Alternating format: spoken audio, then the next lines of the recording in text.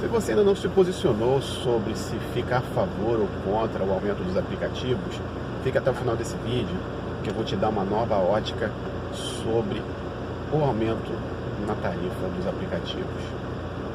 Eu andei pesquisando na internet e andei vendo aí alguns youtubers famosos que falam sobre transporte por aplicativo, e eu estranhei um youtuber que tem até uma certa visibilidade, um número grande de visualizações, onde ele se posiciona de uma maneira onde ele se coloca se vale a pena ou não você apoiar, questionando alguns quesitos sobre se você deve apoiar ou não o aumento nas tarifas dos aplicativos, porque se esses valores fossem na faixa de 10%, se esse valor aí de R$400, né, tirando uma média de R$4.000 que um motorista faz por mês, se isso resolveria o seu problema.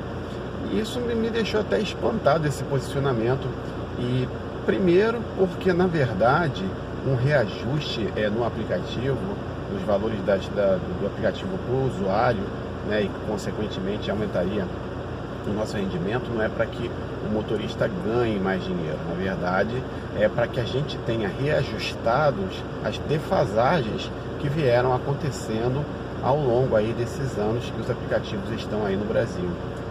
Lembrando, né, que a ferramenta principal de trabalho do motorista é o carro, né, que tem as despesas de manutenção, né, pneu, embreagem, vela, cabo de vela e principalmente combustível, que vem sofrendo reajustes aí consecutivos, né, às vezes chegando a ter aí mais de um reajuste por mês.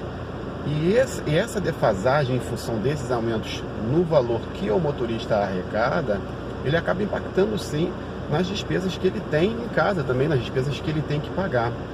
Um reajuste nesse valor de tarifa não é, mais uma vez dizendo, que o motorista ganha mais, e sim para que ele possa continuar ganhando o que ele ganhava antes. Essa alegação de que se aumentar e diminuir o número de passageiros, que já tem motorista reclamando que o número de passageiros tem caído, sinceramente eu não acredito.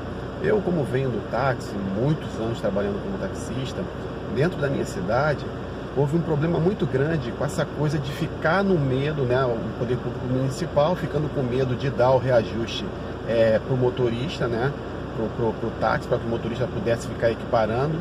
E o que acontecia?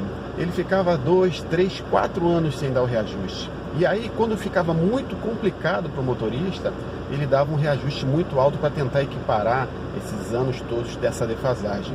E isso sim causava um impacto muito grande, porque no primeiro momento o táxi ficava muito caro. E aí sim as pessoas paravam de utilizar o serviço.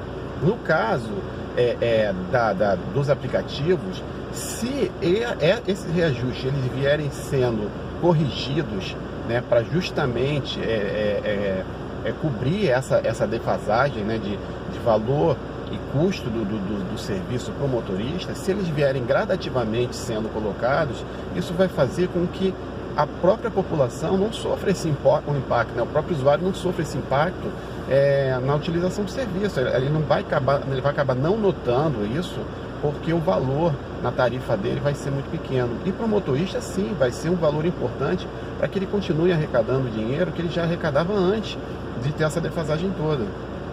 Mais uma vez, eu não compreendi por que esse posicionamento e esse questionamento, e se nós adotássemos em todas as atividades esse tipo de comportamento, no futuro o que aconteceria é que o trabalhador não estaria ganhando muito dinheiro não, enquanto o empresário, enquanto os fabricantes, eles continuariam ganhando muito dinheiro e o trabalhador continuaria ganhando pouco, e justamente com uma mentalidade de que a gente não deve reivindicar porque vai piorar, a gente não deve reivindicar porque vai ficar ruim, vamos ganhar menos, porque vai... Não existe esse tipo de pensamento, não existe esse tipo de resultado.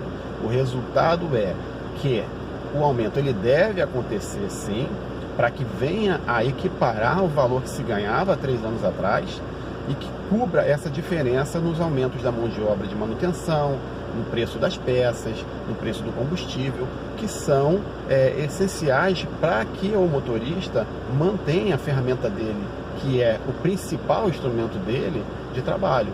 Se isso não vier a acontecer, o que vai acontecer sim é que cada vez menos o motorista vai poder ter capacidade de fazer essa manutenção no carro. Ele vai continuar botando combustível, ele precisa trabalhar, mas essa manutenção que ele necessitaria fazer no veículo, ele vai deixar de fazer em função dele não ter esse reajuste. Mais uma vez, ainda não compreendo, é a terceira vez que eu estou falando isso, mas eu não compreendo esse tipo de pensamento. E esse pensamento, para mim, ele é até meio perigoso, né, de você adotar um pensamento de que tá bom assim, que se aumentar vai piorar, se aumentar vai subir passageiro, não vai. Mas por experiência eu digo para vocês, até porque no táxi, e o táxi era bem caro para as pessoas utilizarem, o impacto que acontecia no aumento, e na minha cidade ele se dava da maneira como eu já falei, ele ficava no máximo em 30 dias, 40 dias e depois o movimento acabava voltando para o normal. Quem utiliza o serviço não deixa de utilizar o serviço porque ele aumentou, e principalmente se o próprio passageiro acaba entendendo que o aumento se deu pelo fato de só equiparar o que o motorista ganhava antes com o que ele está tendo de custo agora. Bom, essa é a minha opinião e a minha ótica desse aumento, né? E a minha ótica baseada na minha experiência. Eu tenho pouco tempo de Uber, eu comecei no ano passado, em 2018, mas eu tenho 20 anos de táxi e 20 anos participando de movimentos para aumento, isso tudo. Então eu tenho uma experiência para dizer que, na verdade, o posicionamento que o motorista de aplicativo tem que ter é que sim, é a favor, não é para ganhar mais dinheiro, é sim para equiparar as despesas e a gente continuar ganhando o que ganhava antes. Mais uma vez lembrando, se isso não acontecer agora, e o combustível vai continuar aumentando, as peças vão continuar aumentando, a mão de obra da manutenção do carro ela vai continuar aumentando, fora nossas despesas pessoais, né, como aumento de luz, água, alimentação. Fora isso, eu estou falando só do aumento que vai ter para manter a nossa ferramenta e para manter o nosso trabalho. Eles vão continuar subindo e vai chegar um ponto que não é R$400 que vai fazer diferença. Vai chegar um ponto que R$1.500 está fazendo uma diferença muito grande. E aí sim, não vai ser poder dado um aumento que chegue a R$1.500, né? Que seria aí, sei lá, 30%, né, de aumento. Ninguém vai dar isso. E aí a gente vai ficar cada vez mais defasado em relação ao serviço. E aí sim, a gente vai estar cada vez mais prestando serviço de qualidade discutível aí, né? Pelo fato de não estarmos fazendo a manutenção da maneira adequada. Então, é isso, eu queria passar esse recado. Fiquem atentos, né? Eu acho que vale a pena a gente parar e refletir um pouquinho aí sobre as consequências dos posicionamentos. Mas é a minha opinião e espero que vocês tenham gostado e aguardo vocês no próximo vídeo.